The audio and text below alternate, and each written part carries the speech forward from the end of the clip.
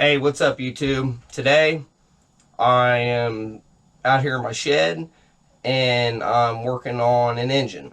Okay, I pulled a L31, which is a 350 vortec, out of a 98 Chevy truck.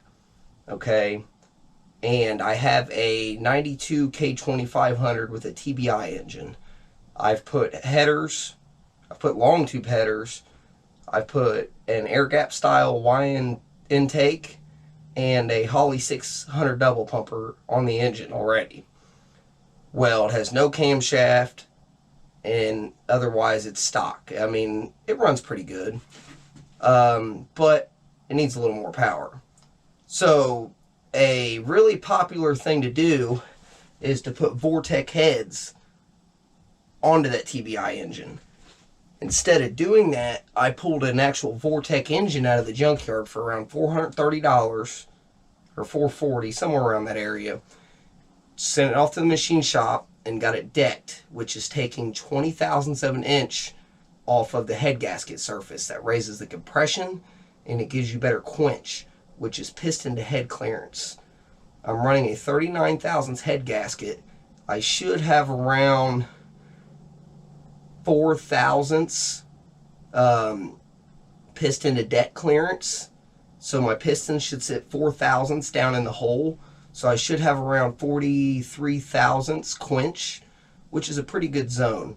What that does is it raises your compression and it also cuts down on detonation. Well, today I have my crank polished, I have my block cleaned and ready. We're going to test fit the crank and start putting this thing together. So I have my crank right here. It's all cleaned, polished, and ready. My block is also clean. I do have to give my main caps a light cleaning before I put it together, and we can start throwing this thing together. So here's my block. I've cleaned up the intake valley on it. I've had it decked. I had it honed, hot tanked, and I had new cam bearings installed. I've had all new freeze plugs installed. I've also tapped the front holes to accept a thread-in style pipe plug instead of the press-in oil galley plugs that it normally has. Before we put this together, I also have to put a oil galley plug in underneath the rear main cap. A lot of people don't take it out of there, which I think it should be taken out when you're cleaning your block. Everything's been final washed in hot soapy water, but if you leave that plug in there, you can leave dirt trap behind there. It's not a good idea. So go ahead and take that out of there, and do not forget to put it in, because you're going to have some problems. So let's start getting this thing together. Alright, so first things first. This right here is the oil galley plug that goes underneath the rear main cap. We're going to go ahead and put that in now because it's something you do not want to forget. This is lacquer thinner. Lacquer thinner is a very powerful cleaner. It works really well. You also have to have a rag that's lint-free. This right here, I've discovered these rags are lint-free as long as there's no sharp edges that they're going to catch on. I also have another type of rag that's made for electronics that I will use on the bearings. You can see the dirt that's coming off of that oil galley plug. It's very important to clean every piece that goes into your engine. Front, back, every little part of it. Because dirt isn't... Basically, dirt will kill your engine. Lint will kill your engine. You need to be as clean as possible when engine building. This right here is a 7/32 1/4-inch socket. I've discovered that the end of this socket fits pretty well into that oil galley plug. So we have this cleaned up. This right here is the hole where your oil galley plug goes into. You need to first set it in there. Take your 7/32 socket. Your tools also need to be clean that you're using to do this. So you stick your 7/32 socket on here and your 1/4-inch extension.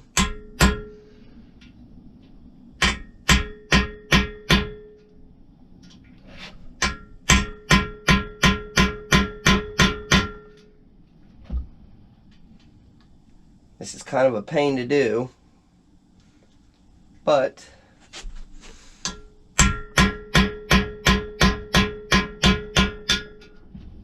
take your time and don't punch a hole through the plug. It needs to go down. You'll feel it seat and stop. It's going to be underneath this hole. You can see here where it doesn't block the hole going through here. So the next step is to clean all our saddles here and install bearings. This is actually an electronics cleaning rag. It came from a friend of mine. His buddy works with electronics, or his brother, and he gave these to me. They're completely lint free. I'm using these on all my bearings, in my saddles, and my caps. I like to test fit my crank before I actually assemble my engine to make sure it spins freely, because once we assemble this thing with assembly lube, you're not really going to be able to tell if it spins freely or not. So I use a light oil. I'm going to go through with my main caps. I'm going to do the same thing with lacquer thinner and make sure they are spotless and clean.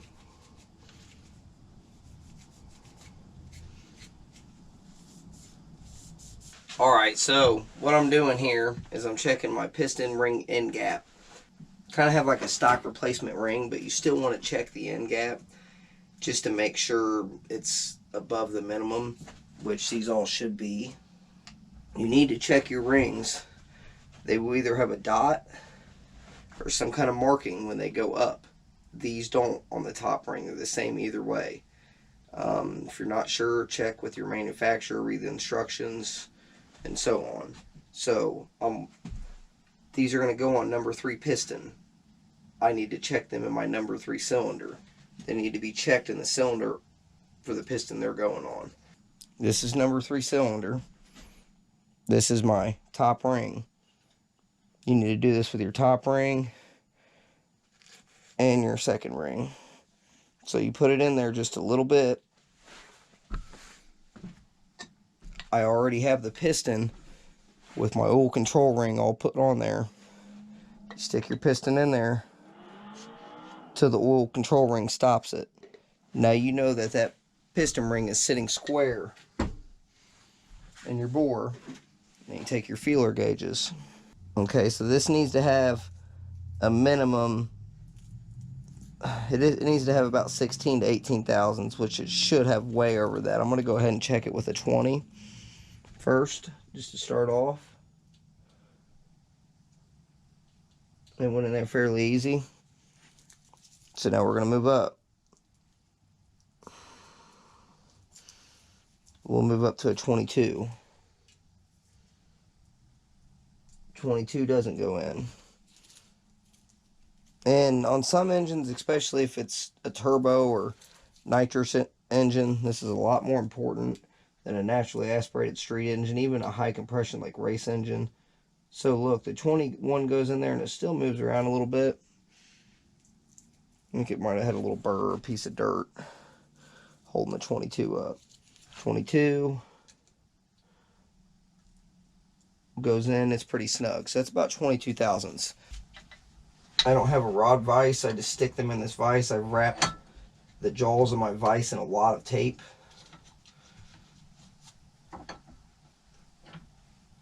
You ain't got to tighten it a whole lot, you're just holding it to put the rings on. So I will start with my second ring. And if you look on it, it says top. That means that it goes up on the piston. A lot of people have different ways of clocking their rings. Basically, you want to make sure they're not right on top of each other. So I'm going to look at my top rail on my oil ring, and its gap is over here. So I'm going to put this right here. It's not right over top of it, and then I'll put my top ring over here. So I'll move over here, put these in my piston ring pliers. I'll hold this side kind of up against the piston. Make sure they're pressed into the pliers all the way, and they're not going to come out. You open this ring just enough to get it by the piston, and that's it. And it's going to want to catch in the first groove. Don't let it. Go down to the second, and then release it right into the second groove, just like that. Now we'll take our top ring, and on this set, it doesn't matter which way this is oriented, or which way, if it's flipped. I'm going to put it opposite of what I just did my second ring. Same thing, make sure it's pushed into your ring pliers. Set it right there, start expanding. Get this side back here, kind of touching the piston. Expand it just enough to get it over top. Get your back in your groove here. Release it. So now this piston is set up. So we have all the rings installed. We've checked the gaps on them. They're all good enough. Now we get to start installing pistons and rods. So what I'm going to do here is two different things. I have a fixed ring compressor. These are really nice. They're not very expensive. You just have to order them online. You can't get them at a parts store. Not that I know of. Instead of the old adjustable ring compressors. These are a lot nicer. So we're going to start with our number one piston. Okay, on a small block Chevy, this driver's side front cylinder is number one. It's also the farthest cylinder sitting forward. We're going to take a rag and wipe the bore down just in case anything got in there. I had all these bores really clean, but it's set for a couple days. You never know what kind of dust gathered. So I'm going to wipe these out individually, one at a time. See the dirt that came out of it? What I done is I put all these together and torqued them and checked them for clearance. Now I have to untorque them to get the rod cap off in order to install them. When you put these in a vise, you're not really supposed to. You should have a rod vise. But you do not want to clamp on the beam of the rod. You want to clamp on the machine surface here. If you're ever torquing your bolts and checking clearances. I don't need to tighten it too tight. I've also wrapped my jaws in tape really well. Or you need a 9/16 socket for these. I'm going to untorque these. Take them down just a little bit at a time to loosen them all at once. Really shouldn't matter, but I'm OCD. Just your dial bore gauge from checking the clearances will leave marks on these. These are fine. That's fine. But I accidentally damaged one of the bearings another way. Luckily, I have spares. A couple. I'm going to take both these out. And I'm going to put rubber gloves on.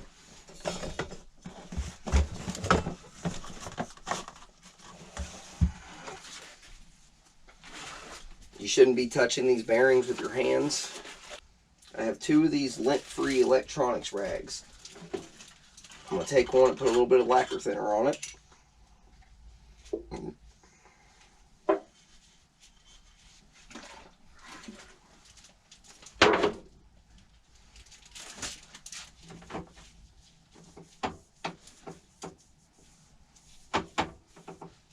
These should be clean, but checking them just in case.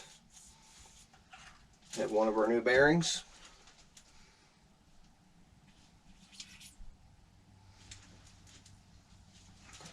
I'm going to wipe it off with lacquer thinner on the front and back side of it.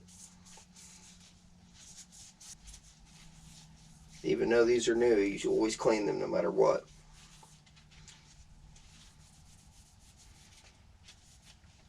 I've actually chose to go with a Clevite P-Series bearing. A P-Series bearing is kind of right above a stock replacement bearing. That's an A-Series. These will be just fine at the horsepower level that I'm going, which should be somewhere around 375 to 400. You you have a bearing locator here. You start with that side and then you put the other side in. I have these lightly chamfered too so they don't scrape metal off. You need to look at this side and make sure you don't see no little steel shavings off the back of that bearing, because that sharp edge there can scrape them off and it will get behind your bearing or get between your rod cap and your rod. Any little piece of dirt that gets behind here can cause clearance issues and take your motor out. When you build an engine, it needs to be clean, very clean. We're going to put this side in the rod. You have a bearing locator on your bearing here. You see the little tab that sticks up? There's also a mark in your rod that goes in. They call that a tang or a bearing locator. You stick that side in first. Line it up. Get it where it should be. I lightly press on the back. I hold down on this side, and I lightly press this way to squeeze the bearing in and make it go in so it don't scrape metal off of it. And I push it in there the rest of the way after I can't do it no more. You want to make sure that it's evened up on both sides. And then we'll go ahead and give these one more wipe just to make sure. And what I like to do is find 2 rubber hoses that slide over these bolts. I install my piston. This goes on each side of your rod journal so you don't scratch your rod journal with your bolt. Now we need to slide our clear hose over top of our rod bolts.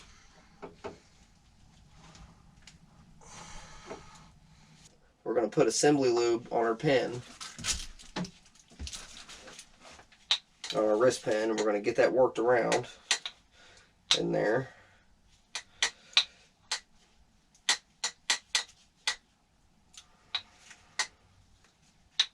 Really important that stuff is oiled when you first start this thing. This assembly lube is a very good thing to first start it with because it's thick. It's going to stay on there. It's not going to go anywhere.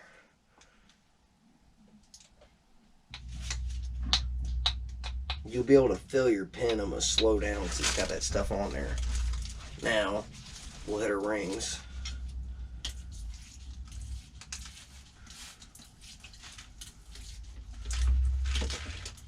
Hit our bore.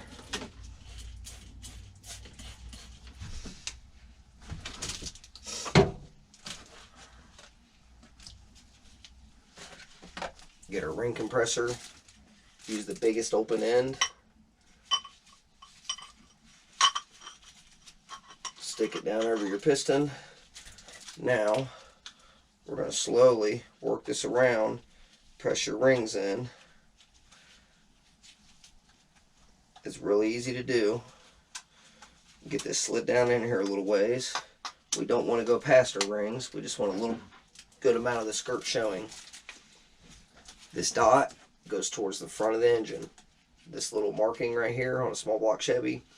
Also, this side has a bigger taper than the other side does. That goes towards the cheek or the outside of the crank, and you have more a machine flat surface here. It still has a little bit of a chamfer there, but it's not as big as the other side. The big chamfer towards the outside of the crank, little chamfer towards the other rod. We're going to put a little bit of assembly lube on our bearing.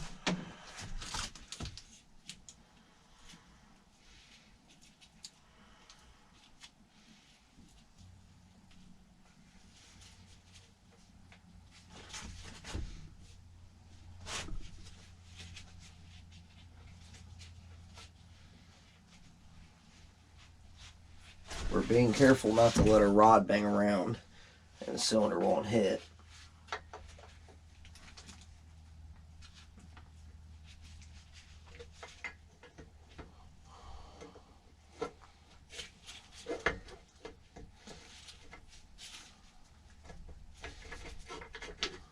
Now you're going to go with the hammer handle from this side, and you're going to watch this side and make sure it doesn't hit the crank, the weight of the crank.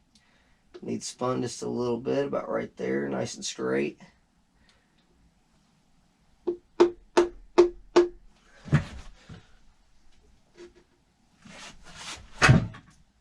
I'm going to get it past the weight just a little bit. Now we're going to drive it home.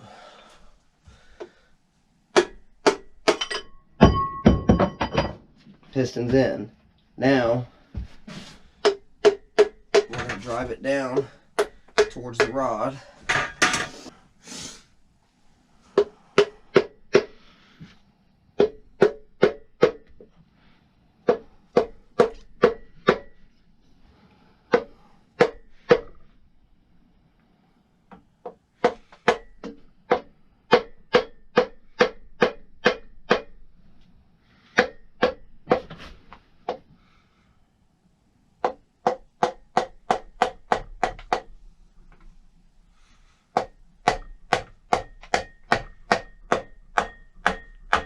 Now we're going to pop these hoses off, and pulling this way, it's not going to move the piston because it's pulling it towards the crank. You can kind of hold your rod still. We have a rod cap for a number 1 rod.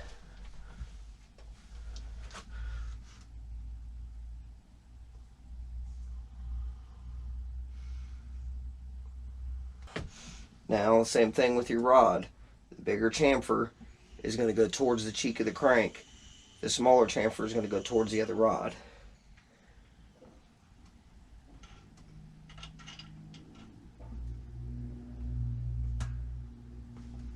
All your fasteners need to have engine oil on them to have the proper torque. Dropping it in there. That makes sure that you're getting the surface that slides on the rod cap and the threads oiled. We'll go ahead and put a little bit on our bolt too. Ain't gonna hurt it. We're gonna install both our rod cap nut, or both our rod nuts. Snug them up by hand as good as you can. These need to go to 45 foot-pounds. You want to get there in a few equal steps. They say 2 equal steps. I like to go, at least 3. So if we go 15, 30, 45, that should be 3 equal steps. But first, I will lightly snug them, just like that. Now we'll go to 15 pounds. We'll lightly snug it a little more. Go to 15 pounds.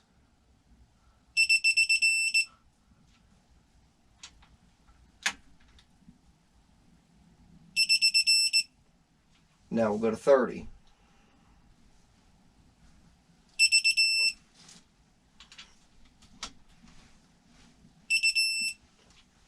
Now 45.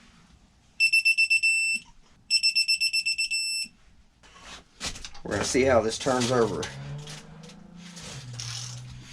You want to do this after you put each piston and rod in. Still turns over pretty good. Alright guys, I'm going to go ahead and end this here. In the next episode, we're going to get more of this short block put together.